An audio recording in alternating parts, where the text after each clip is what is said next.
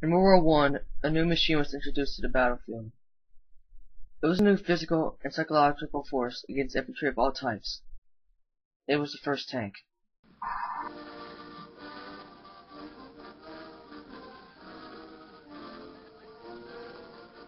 Before World War I even started, Benjamin Holt invented the Holt tractor. This tractor was designed with caterpillar tracks. Caterpillar tracks are wide tracks that run around small wheels on the inside of the track itself.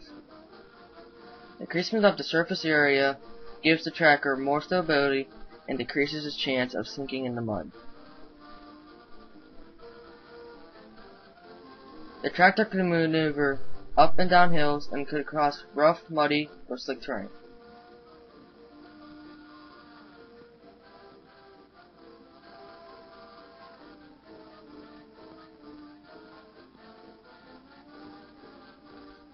Smaller tractors were invented.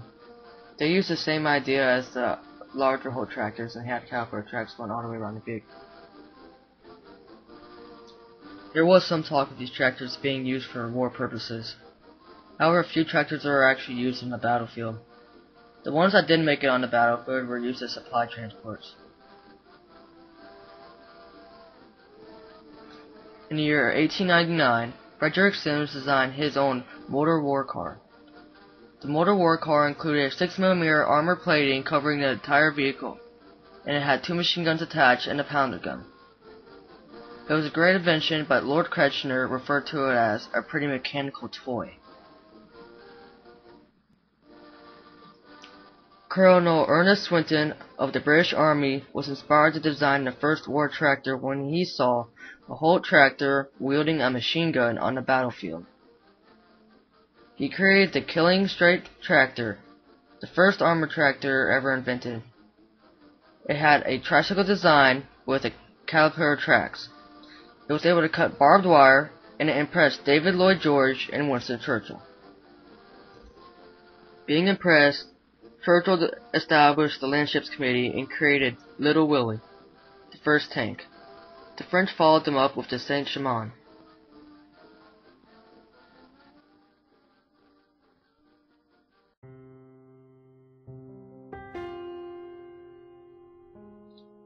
Deafened and blinded by mines set by German forces, British infantry is failing on their invasion on the Western Front.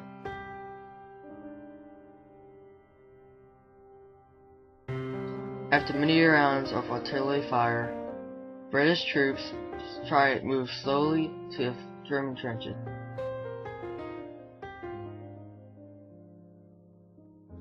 As the British moved on, German machine gun fire took out vulnerable British infantry.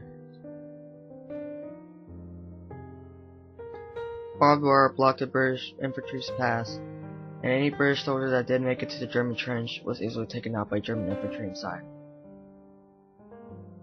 On the first day of the invasion, almost 60,000 British troops were dead. It was the bloodiest day in British war history. After months of little success, General Hay decided to use a secret weapon, the tank. The tank was mobile cover and mobile artillery fire for the British infantry. The tank was able to cross barbed wire and was able to go over the German trenches. The tank's caterpillar tracks allowed it to move over the muddy terrain of the battlefield, and it was able to fire upon the German trenches while moving forward, protecting the British infantry. The tank could deflect enemy mortars, machine gun fire, and enemy bullets.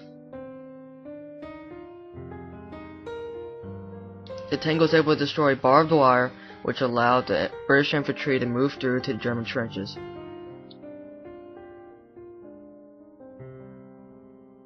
The British infantry moved forward and were able to control more objectives and keep them for a longer period of time.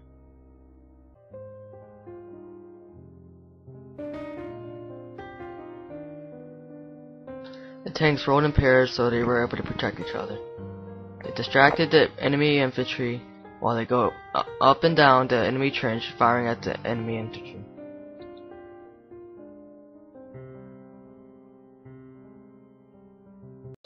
Overall, The tank was somewhat a large aspect of World War One.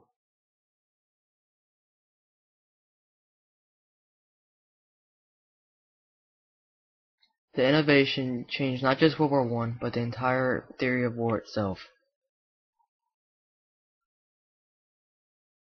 Tanks have been innovated since World War One and are still innovating today. They are much more complex and are able to do more things than tanks were in World War One. However, these things would never be made possible if it wasn't for the tanks of World War One.